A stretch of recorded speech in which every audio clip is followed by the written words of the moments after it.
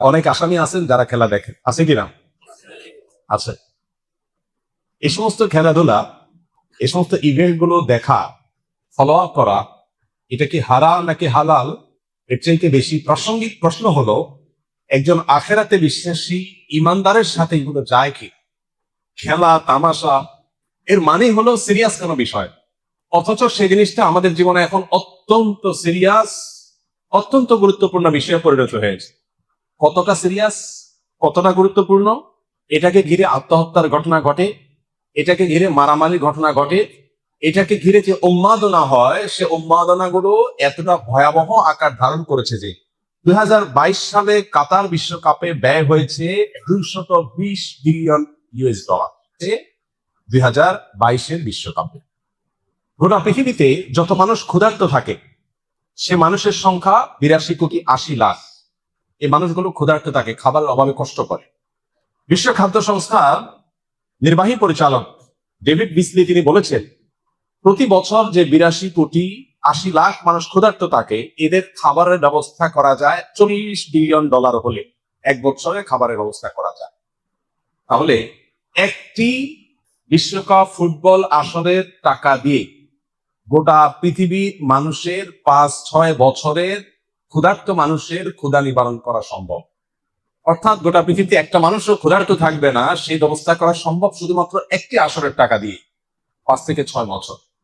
এবং 2030-এর মধ্যে গোটা পৃথিবীকে ক্ষুধামুক্ত করা সম্ভব। এই 82 কোটি মানুষের সম্পূর্ণ খাদ্যের স্থায়ী ব্যবস্থা করা সম্ভব যদি শুধুমাত্র একটি ফুটবল বিশ্বকাপ আসরের টাকা দিয়ে দেওয়া হয়। নাম দিয়েছি যেটার খেলা তামাশা, খেল তামাশা, ওইটা এতটা সিরিয়াস যে সেটার জন্য যে টাকা খরচ করা হয় তা দিয়ে বিশ্বের মানুষের ক্ষুধা নিবারণ করা সম্ভব। প্রিয় ভাইরা আমার, এই উন্মাদনা আমাদের দেশকে যে পরিমাণ গ্রাস করছে, খেলছে একজন, জিতলেও সে পুরস্কার পাবে, টাকা পাবে, হারলেও সে পুরস্কার পাবে, টাকা পাবে। আমার জিতও নাই, হারও নাই, কিন্তু আমি লাফাচ্ছি, আমি সিরিয়াস হয়ে যাচ্ছি, আমি হার্ট হয়ে যাচ্ছি। এর চেয়ে বড় হাস্যকর, এর চেয়ে বড় দুর্ভাগ্যজনক, এর চেয়ে বড় অযৌক্তিক কাজ পৃথিবীতে আর কি? পৃথিবী মুসলমানদের আইডেন্টিটিকে ধ্বংস করবার জন্য যে সমস্ত আয়োজন আছে, এই আয়োজনগুলোর অন্যতম হলো এই সমস্ত ইভেন্ট। এটা বোঝার জন্য পণ্ডিত হওয়ার দরকার নাই, একটু চোখ কান থাকলেই, একটু আপনি চোখ কান খুললে আপনি দেখতে পাবেন যে আপনার আত্মপরিচয় ভুলিয়ে দিয়ে, আপনার আসল গন্তব্য ভুলিয়ে দিয়ে আপনাকে একটা উন্মাদনার মধ্যে সদা ব্যস্ত রাখার প্রচেষ্টার অংশ হলো এই সমস্ত আসলগুলো। একজন মুসলমান এগুলোর সাথে ইনভলভ হতে পারে না।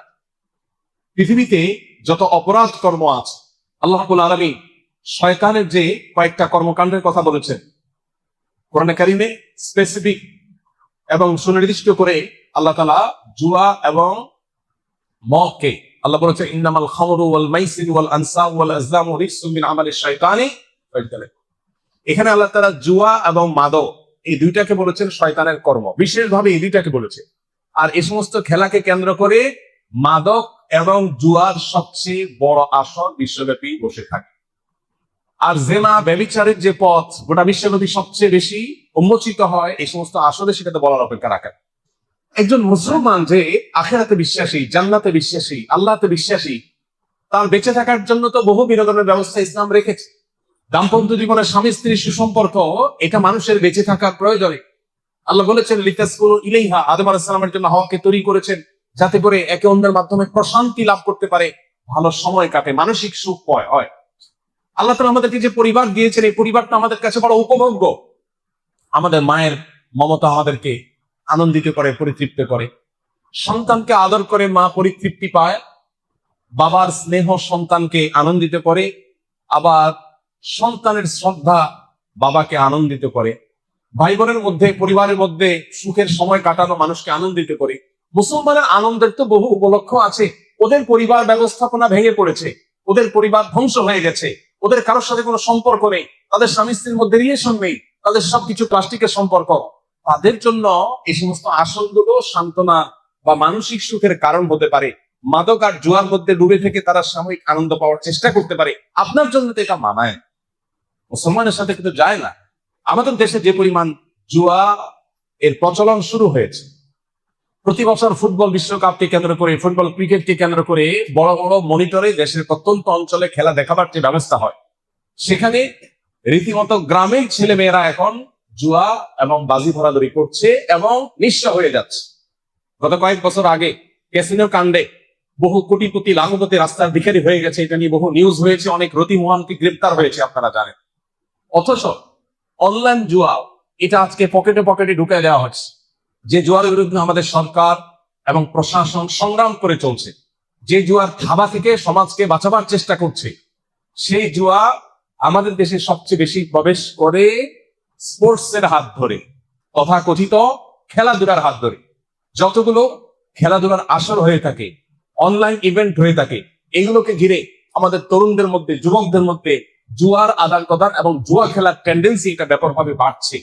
এই বিষয়টাকে কর্তৃপক্ষের গভীরভাবে মনোযোগ দিয়ে দেখা উচিত। যদি এটা দেখা হয়, তাহলে সেক্ষেত্রে একে তো নীতিনৈতিকতার যে অভাব, সেটা আমরা কিছুটা হলেও দূর করতে পারবো। যদি আমরা এই উন্মাদনা থামাতে পারি, তাহলে আমাদের তরুণদের মধ্যে যে বকে যাওয়ার প্রবণতা, সেটা কিছুটা হলেও কমানো যাবে। জুয়ার যে প্রবণতা, সেটা কিছুটা হলেও কমানো যাবে।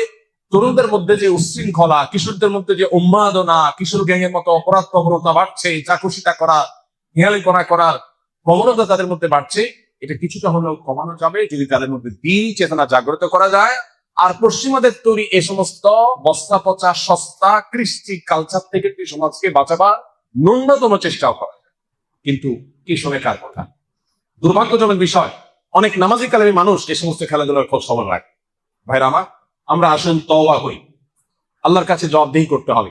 কোরআনে কারীমে সূরা মুমিনুন 18 নম্বর পারার প্রথম সূরা, আল্লাহ তাআলা এই সূরাতে বলেছেন, জান্নাতুল ফিরদাউসের অধিকারী হবে যে মানুষেরা, যারা আল্লাহর কাছে কিয়ামতের দিন সফল ঈমানদার হিসাবে উঠবে, সার্থক মুমিন হিসাবে আল্লাহর সামনে হাজির হবে। তাদের বৈশিষ্ট্য হলো ওয়াল্লাযীনা হুম আনিল লাগবি মুরিদুন, যারা অহেতুক ক্রিয়াকর্ম থেকে বেঁচে থাকবে।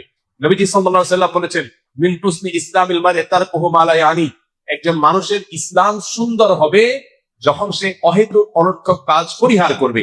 অনর্থক কাজ করে সে কখনো ভালো মুসলমান হতে পারে না। এই জন্য ভাই, খেলাধুলা যেটা আমার পার্থিব কোনো উপকার বয়ে আনছে না, আখিরাতের কোনো উপকার তো নাই, এরকম একটা অহেতুক কাজের পেছনে শত সহস্র হাজার হাজার ঘন্টা বরবাদ করা, এই উন্মাদনার পেছনে লক্ষ লক্ষ কর্মঘন্টা ধ্বংস করা, আমাদের শিক্ষা, আমাদের কর্ম, আমাদের অর্থনীতি, আমাদের সবকিছুর জন্য যেটা ধ্বংসাত্মক, যেটা আপাত দৃষ্টিতে কোনো উপকারিতা নেই বললে চলে, এরকম একটা উন্মাদনার পেছনে একটা জাতির বড় অংশ ঝাঁপিয়ে পড়বে, সে দুর্ভাগ্যজনক বিষয় কিছুই না। এই জন্য এটা থেকে ফেরাবার জন্য সেরকম সত্যিকারের দেশপ্রেমিক, সত্যিকারের উম্মা প্রেমিক, সত্যিকারের দেশের মানুষের কল্যাণ চায়, এরকম মানুষ আমাদের সমাজে খুব বেশি নেই। আল্লাহ তাআলা সেই মানুষগুলোকে তাদের কাজটা করার তৌফিক দান করুন।